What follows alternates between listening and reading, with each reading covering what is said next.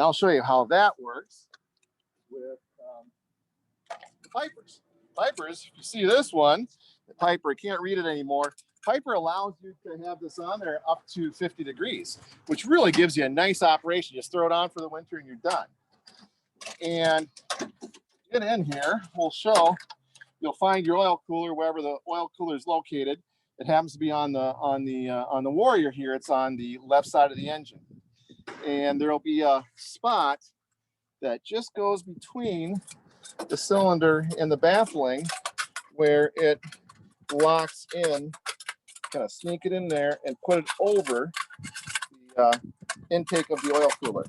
And then you put a couple of screws in here and it's installed. That blocks off the oil cooler, leaves the cylinders so they still get the airflow they need, but now your oil temperature can be optimal for winter operations. And in general, what we're looking for is temperatures between 180 and 200 degrees is a perfect temperature for oil.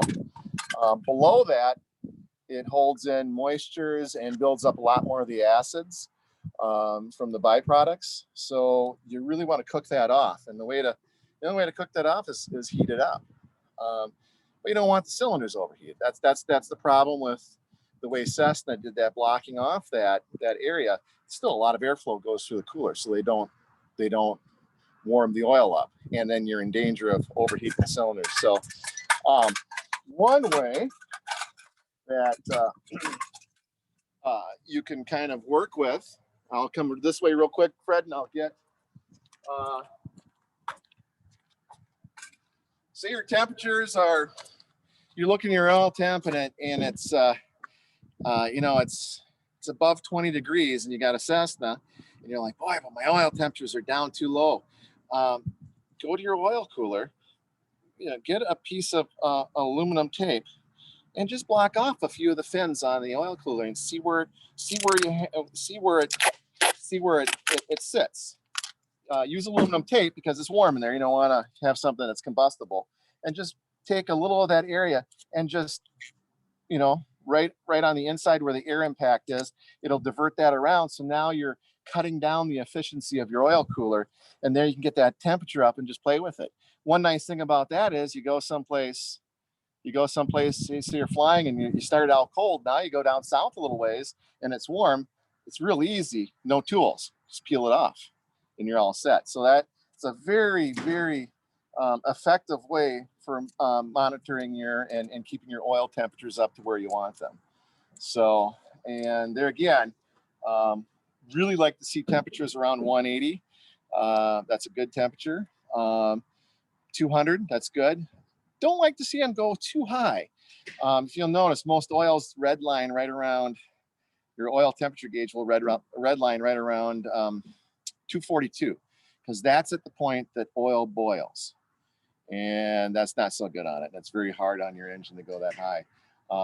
So at that point, if you know, you never want unblock anything, but if it's like even in the summertime and you're that warm, get more air off, pull your power back a little bit, but keep your airflow. You know, if you're doing maneuvers or things slow flight, that heats up. There's not a lot of air flowing through the engine. Or, you know, a steep takeoff, do that at a safe level, but then do a climb out that's a little more gradual, which is more preferred if you're going someplace anyways, because you want to get further that way than going up that way, depending on obstacles. So, so that's kind of the one aspect as far as those engine temperatures and monitoring them.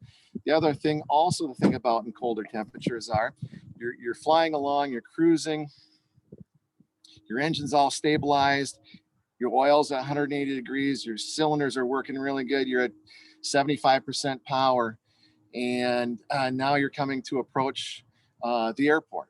You don't want to chop and drop. You want to bring that power back slowly. Cool those cylinders off. You don't want to shock cool them. Shock cooling cylinders really shortens the life of the engine's life, the cylinder life. So if you can, you know, do a gradual descent back on power. Let it cool off a little more naturally. That cold air, as soon as you cut that heat and the combustion out of there, those cylinders cool off really quick. We're talking air-cooled engine. You know, we're not.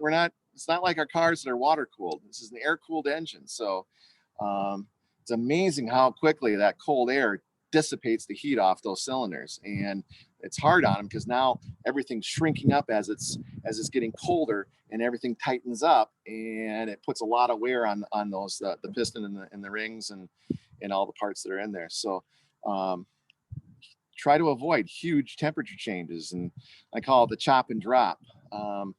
Chop and drop is probably not the best thing to do if you can avoid it in colder winter operations, because that engine will cool off really quick.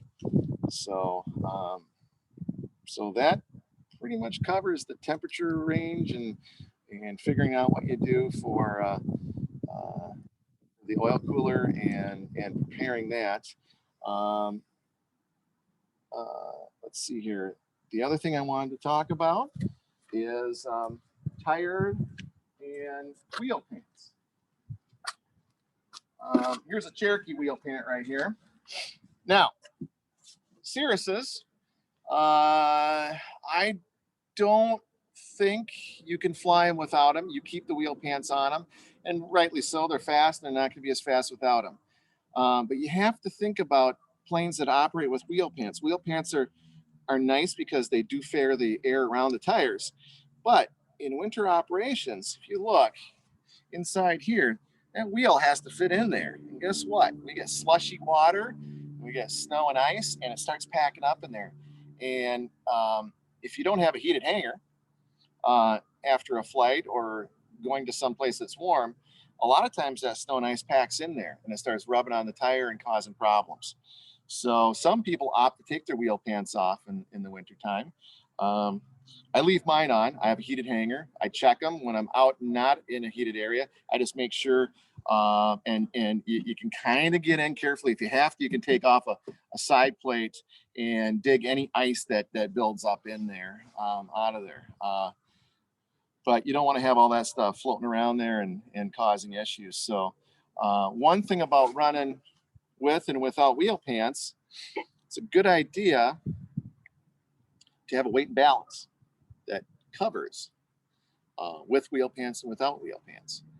So you can have your mechanic, you can take a look. Most of your equipment's going to show the weight and the balance point of the wheel pants. You can weigh them yourself. Most of them will say, all right, with wheel pants, this is what it's weighing.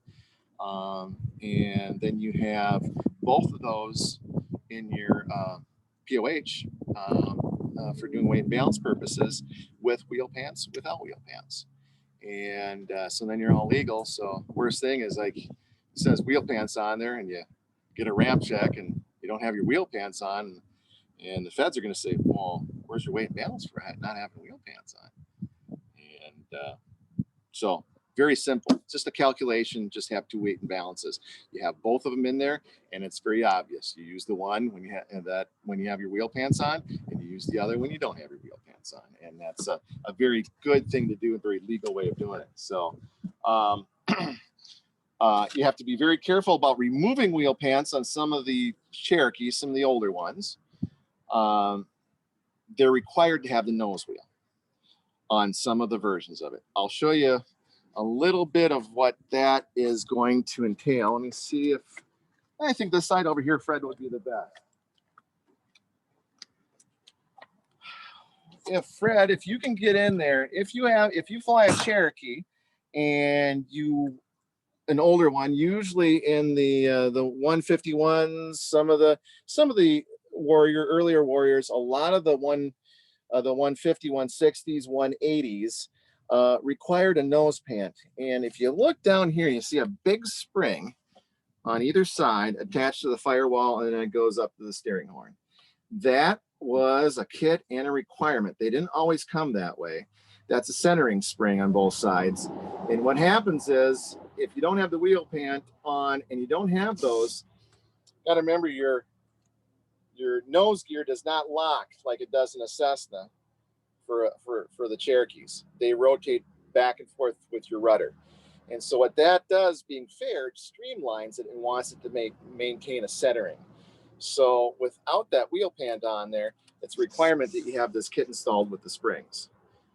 So just make sure, I mean, if that's the kind of airplane you have, You can take the mains off, but you can't take the nose wheel off. And you see this one, we have the springs, so it's not required having the nose wheel fairing.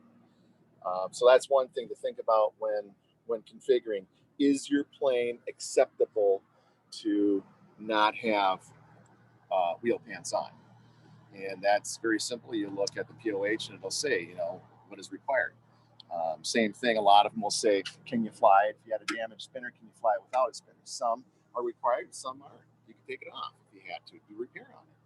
So never take anything off unless you know it can fly without it. That's one thing to think about on these things when you're configuring them. The other thing, it's a good time if you are going to take the wheel pants off, check your tires, check the condition of them, check your brakes, check everything around that area. If you've been flying with wheel pants, it's hard to inspect those. You get underneath with a mirror, you can't see a whole lot. You can see, this tire is getting kind of low on this one here, as far as the tread. And then if we go over to this other side, we can say, oh boy, you know, I think that tire is going flat. You know, it's hard to see it when you have wheel pants on. And it might be time for a tube change or just some air and see how it goes from there.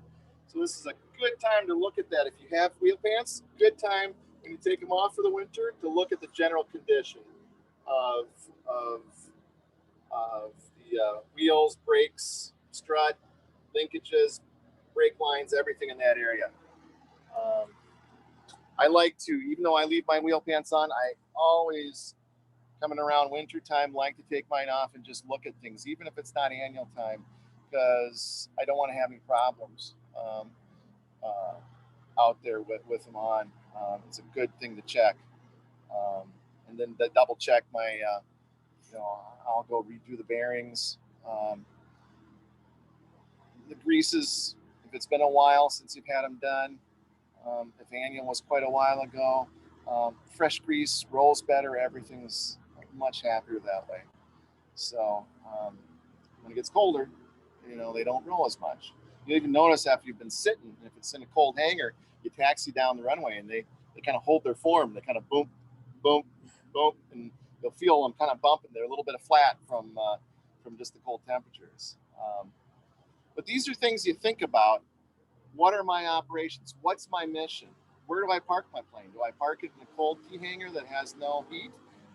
Do I have a heated hangar that it goes into, it can thaw out? So you have to plan your mind, and then also thinking, oh, wait a second though. I park in a heated hangar when I'm going on a mission down somewhere and I'm gonna be out on the ramp. So now what? You know, you have to kind of think about your mission and then just preparing for it. You forget about it just going on a little jaunt around, coming back to your hangar and parking it. I go up north a lot and park it out on the ramp up there. So I have to kind of think, wait a second, it's going to be out in the ramp. What do I need to do to cover it up? What do I need to do to preheat it, warm it? Is there a plug-in up there? Does somebody have a preheater? And that's the other aspect I'm segueing into the next thing. Warming the engine up. What's the best thing to do for warming the engine up? Hopefully you can hear me here. I'm gonna wait till I do the run up and get going here, but I start out at a heated hangar. I keep it probably 50 degrees in there. I can just pull the airplane out and go. But now, am I prepared when I leave it up on the ramp up north? Do I have an electrical cable, you know, that I could plug in? Is there somebody that is there a place to plug it in up at the airport? Most airports do have some areas where you can plug in. And so I will, you know, I have an engine block heater, a cylinder heater. The next thing is, do you have a cover for it? A lot of the engine heaters work okay. You could use a blanket such as this and tuck it around. I actually have a made engine cover that, you know, snaps together, puts plugs into the engine cowl, it shoves all the openings up, and then when I plug that engine block heater in there, it stays pretty warm. It's you can open the oil door and it feels very toasty, and so I know that when I'm out on, you know, cold temperatures and I got it covered up, that I don't have to worry about a cold engine start, which is hard. The oil's thick, engines don't like starting, and you know, those first minutes of operation, you watch that oil pressure goes up very slowly with thick oil. So very good idea at operating temperatures below 40 to preheat your engine. So those are things to think about, you know. And there again, that's what's your mission? Where are you going? Where are you starting? But where are you going to stay for the weekend? Are you? It's just going up and flying, coming back? All those things are important of how you're going to, you know, hit your baggage area. You're going to have a blanket in the back, or an engine cover, or a cord to plug it in. Busy today, doing a lot of flying here, huh, Fred? That's good. Right. That's right. I suppose you're going to be doing some check rides after this. That's right. Yep, that's good. Excellent.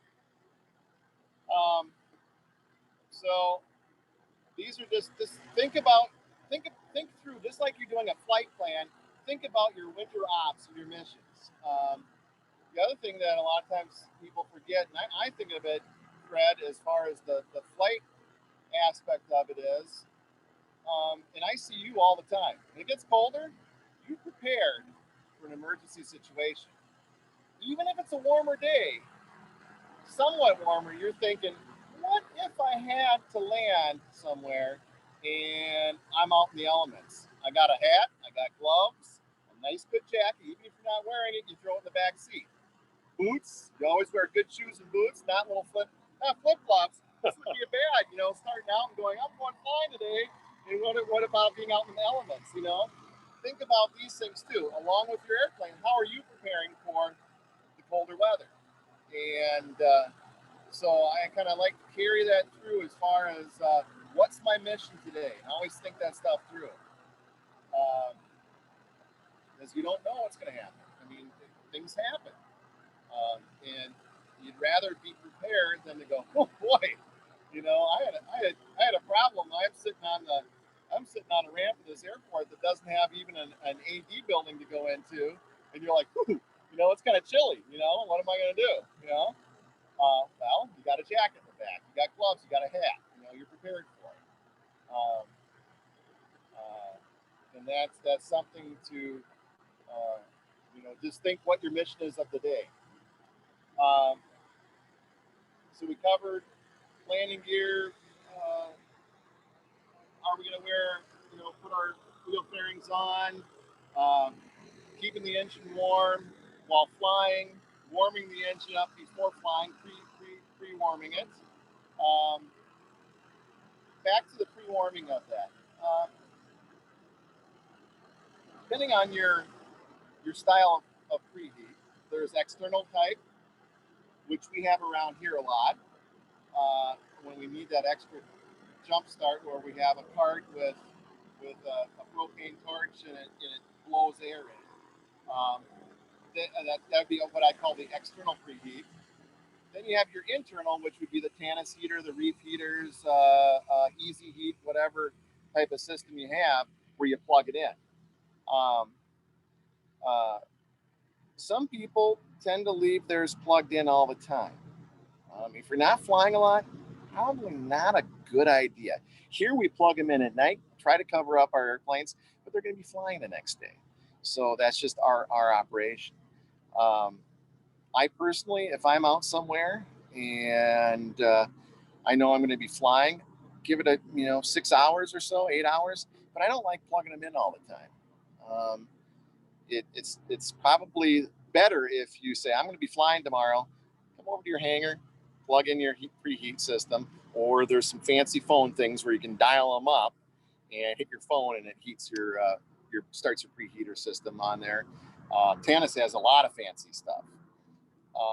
Along with that, things that we forget about, and this is something you have to be very careful about, but I'll segue into what Tannis has done, and that is you got your engine warm, but now you got a bunch of engine instruments and flight instruments. Newer ones that are digital, you got a glass cockpit, probably not as sensitive to to stuff like that. It's all digital stuff. You're gonna have a magnetometer in the wing. A lot of it's not moving gyros. It's sensor gyros that figure out sensor. They're not actually spinning. But our gyroscopic instruments, our turn coordinators that are electric, we got our vacuum-driven instruments, attitude indicator, DG. All these are spinning gyros. And a lot of these gauges don't work very well on cold temperatures. And it's nice to throw in a heater. They make special small little Tanis heaters that sit in there. They just plug in, you leave them in the back, and you plug them in with when you do your preheat system. You can do any type of ceramic heater that you want. Don't go huge. You got to remember, it's a small place in there. Figure out where you're going to do it. Test it. Don't burn your airplane up.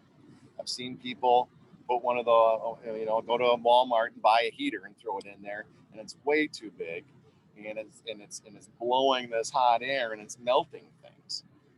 You got to remember, close quarters there. Doesn't need a whole lot. The idea, I've seen people say, "Oh, I put a light bulb in there with a cover on it." I don't like that idea either. I mean, a light bulb's can melt things, So think these things through, but come up with something that's not a bad idea. And they don't make those kind of light bulbs anymore. No, they don't make them. Yeah, you're right. Now it's LED, so you can have it in there all you want. It's not going to produce any heat. Good point, Fred. Yes. But that's a good idea. I mean, if you can, I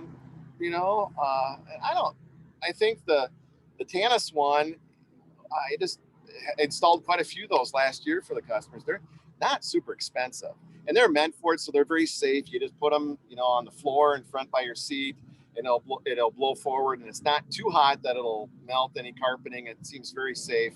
They've small little design, but look around, see what you can find. Just be careful you don't, and doesn't, play with it before you burn your airplane up and you come back and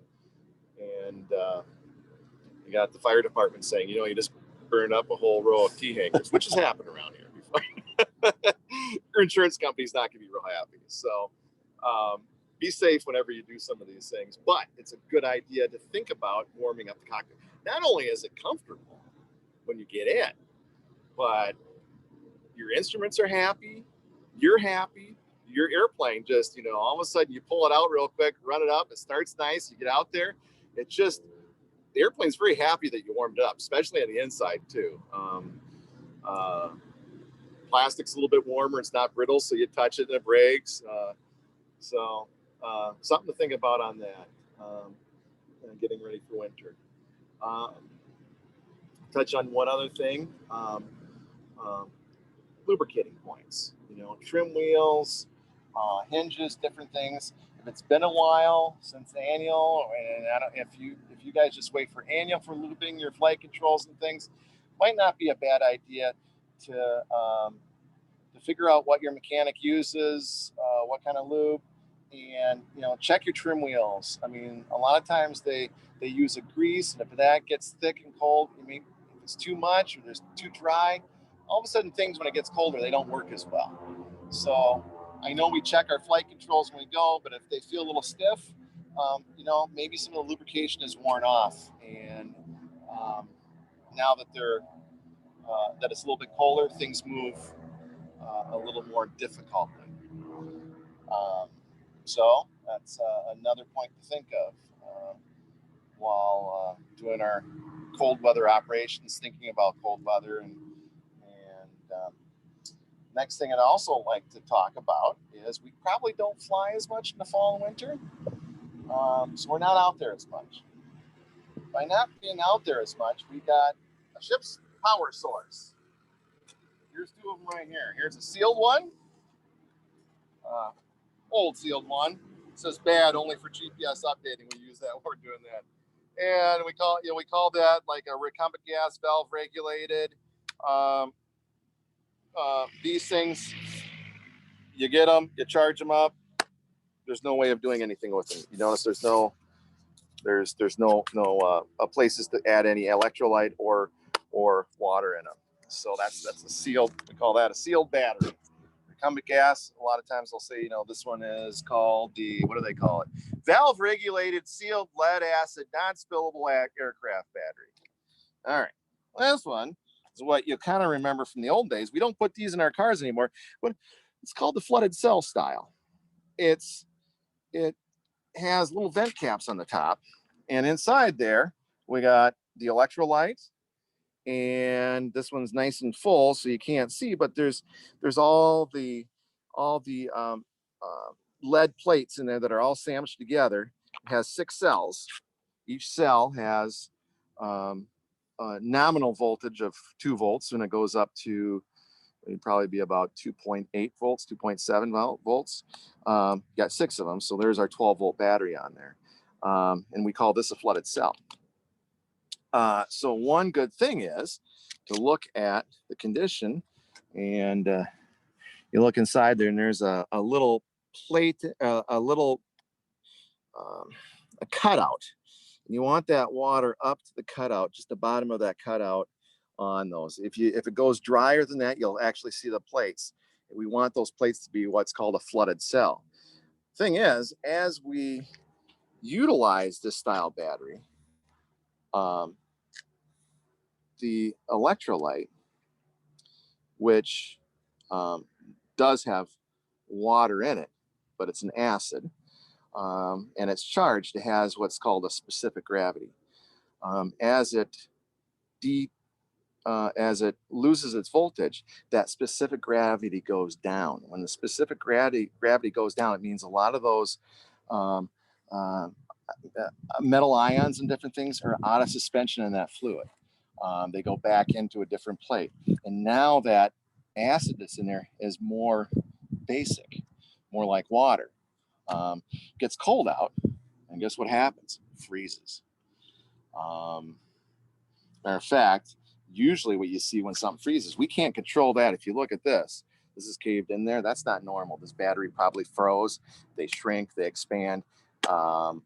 They don't have a typical fluid style in there. It's more of a gel kind of they're glass mats. They're not quite the same flooded cell, but they still lose some of that acid in there. And what happens is it you know, they can expand and contract the same way, not as much. But what you'll see is these things can freeze with a low specific gravity. I mean, when you got them fully charged, you know, 12.8, you know, 12.8.5, good full charge on them on voltage for a 12 volt, 25.5-ish on a 24 volt model. It's going to take a really cold temperature to freeze, really cold, and we just don't see them here very often. So what do? Well, first of all, we got to make sure we have the fluid like we looked at. So it's good to check. Never put electrolyte. It's one time it gets the electrolyte. After that, what boils off is not going to be any of the ions that are in the electrolyte. It's going to be the water portion of it. So what we want to do is, this is my little water bottle that I took the spring water label off, and I put distilled water on. It's just really easy because you can label it too, so you know. I mean, a lot of things are not good to have sitting around the shop, so we put labels on everything, even if it's just in a Sharpie. Distilled water. You want distilled water or purified water that it's been no minerals, nothing in it, just plain water. Not so good to drink, but very good for putting in the battery. Here's our distilled water label there. And that's what you top off any low electrolyte in a battery. And then, like I said, bring it up to that little cutout. There's a little neck in there just down below, and you'll see them. It's just usually a circular neck below there, and bring that level up, and check them often, especially when they get a little bit lower. They'll drop really quickly. And once it's not flooded anymore and you've gone and charged it and used it, your battery might be done. And these things are expensive, you know, $300 for, you know, upper twos for this one with acid. That one that's sealed, probably in the 300 to 400 in a 12 volt, and 500 to 600 in a 24 volt. That's a lot of money for a battery. And they're not real robust when you mistreat them. So check levels on this one. Keep them charged. I'm going to keep them charged. What's the best way to do it? You can go buy battery minders, buy battery tenders. We put them on, you know, our classic vehicles or whatever somebody has in their garage, and a lot of people put battery minders on it when they put them in the storage. And that works. That works. I'd have to say personally, I've used some of the cheaper ones and have messed up batteries. My solution to you would be, if you're going to get a battery tender, battery minder, get one that's approved by either Gill or Concord. Reason being is, if something goes wrong, they have an extra line and an extra loop in there. It senses certain things in the battery that a regular battery minder doesn't. I've seen the battery minders just cook these batteries at a low amperage, and the ones that are made by an actual aircraft battery manufacturer, they, you know, if something happens, they're gonna cover you. If they say, oh, you got the Black & Decker from the hardware store, they're not going to be happy with you, and they'll say, fine, you need a new battery, and don't put that on there anymore. So the other aspect is, we want to keep them charged. One reason for keeping them charged is the freezing. The other aspect is, let's say you go out there and your battery's flat, not enough to start your airplane. Oh, I got one of those jump ports. And by the way, I don't think I've seen any airplane where the start jump port actually charges the battery. A lot of times people think, oh, I'm going to plug into that fancy little plug. I'll show you one on the Piper here. We'll walk over this side here, Fred. Most of them, including the Cessnas, especially the Restart Cessnas, will not charge the ship's battery. They are for ground power only. So a lot of times guys will go, well, I just plug this in there and then I put my battery charger and it's going to do something. No, it's not. What it's going to do is bypass your master. It's going to keep your instruments spinning. It's just going to make everything, lights come on in the dashboard, and it's for jumping only. It's for ground power jumping. So don't rely on that to charge your battery. That's not going to work. But you got a flat battery, not enough, turns your instruments on, turns the lights on, it won't start. Barely turns the engine over. So what do? Now you go plug into that. Get a battery charger, or somebody comes over with their car and plugs into it, and off you go. Get the engine started. And you push that little button that says alternator. Boop. And your ammeter goes boom, all the way up and just cooks. Well, that battery back there is going, that's a lot of juice. It's taking as much as you're putting out as it can. I mean, your alternator is probably 50, 60, 70 amps, maybe even more than that. And it's just cooking that battery. It'd be like turning your battery charger, you know, if you're on a bench and you turn your battery charger up to start and you watch it, it's a bubble, bubble, bubble, bubble, bubble. Well, you're blowing all that stuff off. You know, if it's a flood itself. If it's a seal that's going to outgas, the valve is going to get overpressurized. It's going to start to expand, and they don't want that battery cracking. So there's a valve that regulates out there, you know, and it's going to relieve the pressure because it's just getting hot and it's expanding. And so what happens is it's very hard in your battery. You do that a few times, and then all of a sudden it's like, geez, battery doesn't have any capacity anymore. I go to start, you know, and I do a load test, and a 12-volt battery lost the cell. As soon as you put a load on it, it goes from 12 volts down to 7 or 8 volts. You know, one cell completely, you know, can't work anymore. It's really hard on it. A flat battery, jump starting, really hard on it. So the best thing is prepare. Have a full charge battery when you go to start, which is putting a battery minder on there. Or better yet, you don't fly for a month. Once a month you fly. If you feel comfortable, it's part of the preventative maintenance that we talk about. What can you do? You can do a lot of things. One thing on there is you can pull your battery out and you can put your battery in. Now, if you don't feel comfortable doing it, talk to a maintenance guy first. Talk to an A&P mechanic or somebody who's done it before. But it's real simple. I mean, I've changed them in cars, I'm sure. Usually they're pretty easy to find in the spot in there. Pull your battery out, bring it home with you. Keep it on the bench in your basement. Have a little trickle charger on there. Or better yet, just watch it. In a nice warm basement, it's probably not going to go flat.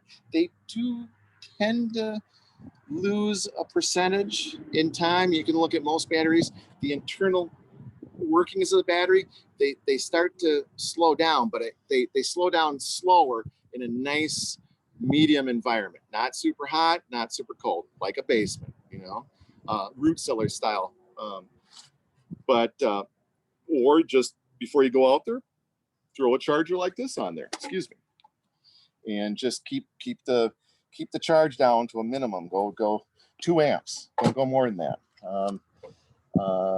Most battery manufacturers don't have a selector. Our Gill charger that we have that works for Gill and Concord, the highest amperage we ever put into any of our batteries in there is a 4 amp charge, would be allowed on some of them. So that just gives you, what's this one have? 75 amp, 12 amp, and 2 amp. Don't use the 12 unless you just need to, just quickly to give it a little, and if you need to maybe jump start. But other than that, use a 2 amp. But that's gonna save your battery for the replacement all the time. And what's the worst thing? I mean, you come out there and you're gonna take your friend out flying, and you're on a mission. It's like, it's beautiful, beautiful Saturday afternoon. I want to go flying. Beautiful, beautiful, nice crisp fall day, and you get out there and it's like, boom, nothing. You can't start your airplane. It's like, well, this will have to reschedule, put it on there. And your typical thing is, well, let's just jump it, But you got to remember, that's hard on the battery. You can do that. It's your option. You can pay for it later by buying a $300 or $400 battery or more. So that covers battery maintenance. That covers winter operations there. Is there any questions? How many people we have on here? So we got 3 participants going on right now. Okay. Is there anything you guys would like me to cover? I'm trying to keep this not real super long this time. I tend to go a little long. I like talking. So if there's anybody on there, if there's anything they want to talk about, any questions you want to ask? No, I can't think of anything offhand. I'm just absorbing. Okay, that sounds good. Anybody else?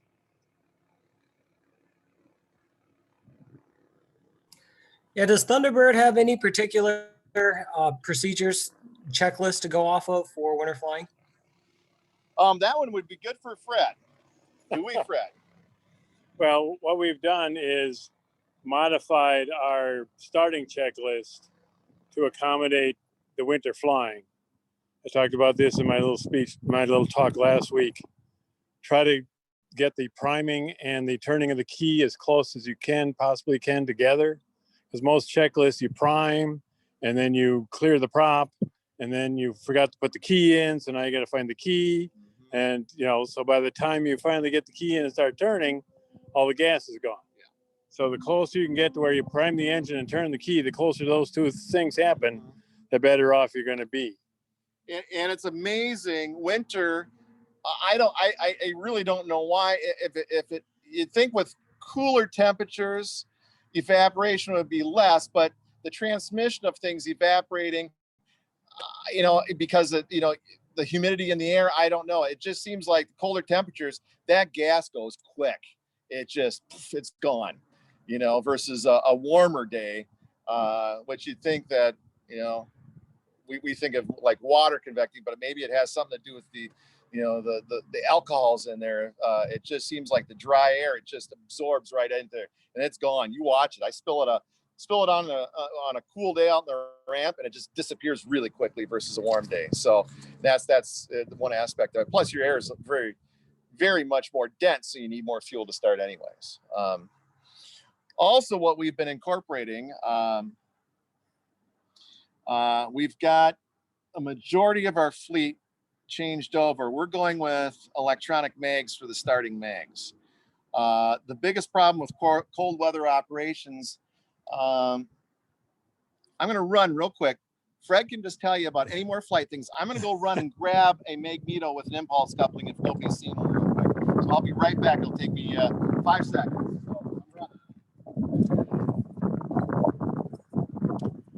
So the other things from my talk last week is, from a survival standpoint, you're probably, depending on the situation or the emergency that you have, you may only be able to leave the airplane with what you got on. So I wear 2 jackets, one to fly in and one to sit on. So if we do have to get out in a hurry, hopefully then I can reach down and grab the second jacket as I'm coming out of the airplane, so that I have something to try to keep myself warm if I have to stand outside waiting for people to come by. So so the other part of your winter operations is how you're going to dress, and then how much heat do you want to use in the cockpit. If you're dressed up with a really good thick boots on, you may not want to use a whole lot of heat. All right, Fred, if you get a chance over here, I want to see if you can get in and show the electronic mag we got in the left position. It happens to be on the Cherokees. The left position is what we call the starting Magneto, normally impulse coupled. The right one does not do any starting. The impulse coupler, for those of you that don't know what an impulse coupler is, you hear that click when you rotate your prop sometimes. That is spring-loaded device right here that you see on the end of the Magneto. Here's the Magneto. These where the leads go out. This would be where the gear goes on, or some type of drive device that goes and connects to your engine. If you look at this, it's going to be hard to show this, but it'll come around and you'll see that it starts to rotate around, but you notice the nut on the end where the drive gear is not moving, but the part that hooks the engine is still turning. That is changing that timing of whatever the mag is. This one happens to be 20 degrees before top dead center. This goes. So what this allows it is the engine to continue to move towards top dead center, and then all of a sudden it lets loose and it spins really quickly at closer to top dead center for starting purposes. Can't start an engine at 20 or 25. They just won't start. It's way too much advance. They run after they start there. So these mechanical impulse couples are not the best thing, especially in the wintertime. Oil is splashed in there. This is all oil lubricated. Your oil's thick. It's just a spring and a mechanism that rotates around. There's little paws in there that hit a pin. Once it starts moving faster, those paws retract, so it doesn't hit them any longer. But there's been some big problems with the newer slick mags with these impulse couplings falling apart. Not good. And we had one happen to one of our aircraft, and one happened to one of the guys on the field's aircraft, and it blew up the gears in the back of the engine. Luckily, it stayed running, and they were to get down onto the ground safely. But it was a total disassembly of the engine. So we've gotten just about all of our left impulse coupling engines replaced with a new electronic mag made by Surefly. And it's non-self-energizing, so it needs ship's power to energize itself. Thus, in this case, we can only replace one, and it makes sense to replace the one for starting because it's now working on no mechanical advance. It's all digital. This mag right here, this mag, the slick mag, every 500 hours, and they're not making it to 500 hours. There's a few of them, depending on which model. This is a 2019 from the serial number range. You can see if you have slick mags, if you look at the serial number, anything in there. So this one is 19061128. That's the serial number. That 19 means it was manufactured in 2019. 09 would be 2009. I haven't seen a 2021 yet. I don't know if they're going to be 20. I don't know what they're going to do. Before they were 00, so I'm guessing they might go to 20 for their serial number range. I haven't seen a 2021 yet. However, we're replacing those every 500 hours. They have to be sent in, and it's been getting quite costly. We've been looking at $800-900 bill. Sometimes they'll go, oh, they're unrepairable. Buy a new mag. Well, new mag is $1,300. So every 500 hours, we're spending almost a new mag on that. We fly a lot here. Might not be as quick for me personally when flying my own airplane, but Thunderbird, we're going through about 100-hour every month. So you figure five months, I'm going through these mags. This electronic mag, great. Fred, how do they start? Very nice. Very nice. About a turn, and they just boom, they go. And I also noticed that, and I've noticed that being in the maintenance department, they're not as susceptible to priming. You can sometimes try starting without doing a whole lot of priming, and it seems like they have enough spark and they can handle any fuel mixture that seems like they catch and go. Versus before, you had to get that mixture just right. Do I prime it 5 times with this temperature? Do I go 7? Do I go 3? Do I go 2? So, so the reason we only have one in there, and it depends on what model airplane you fly. The Cirruses with a battery backup system, you can have both of them replaced. Right now, under the certification, you'd need a different installation and a battery backup. It has not been approved yet. I'm looking at talking to my FAA representative if SureFly doesn't get it approved. It's an approved battery backup. But right now, it doesn't matter with this one because you still have your right magneto. The other aspect of it is these things operate from 8 volts to 30 volts, meaning you buy it, it works for any 24-volt system plane or a 12-volt. But they run down to 8 volts. If you happen to lose your alternator and you shed some of your power, how long do you think that ship's battery is going to be running before it gets down to 8 volts? That's a lot of running. Your radios are going to go out probably at about 10.5, 11 volts. Now they're not running. Your transponder is going to clunk out somewhere around there. Your turn coordinator, 10 volts, it starts to spin down to nothing. And guess what?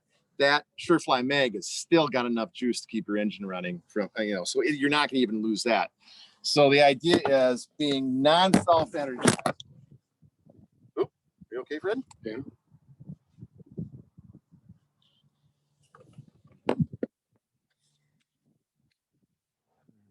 There we go. All right, sounds good. Non-self-energizing, it still works very well. So, so anyways, that's what we've been doing, converting ours to the electronic mag. So check it out, SureFly, surefly-something.com, but you'll see. I mean, it's got some pretty good. We've done probably 1,000 hours on our first plane. So, all right. Any other questions? We're getting kind of close to the time for ending, so let's go. So I'm assuming you're still starting it on both mags. It's just you were just calling the left one the starting mag.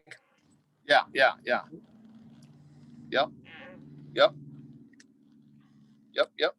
So,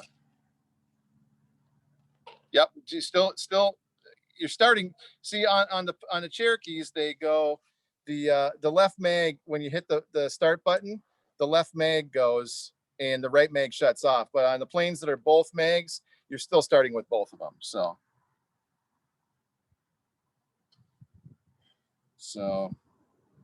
don't really change anything in the starting switch configuration.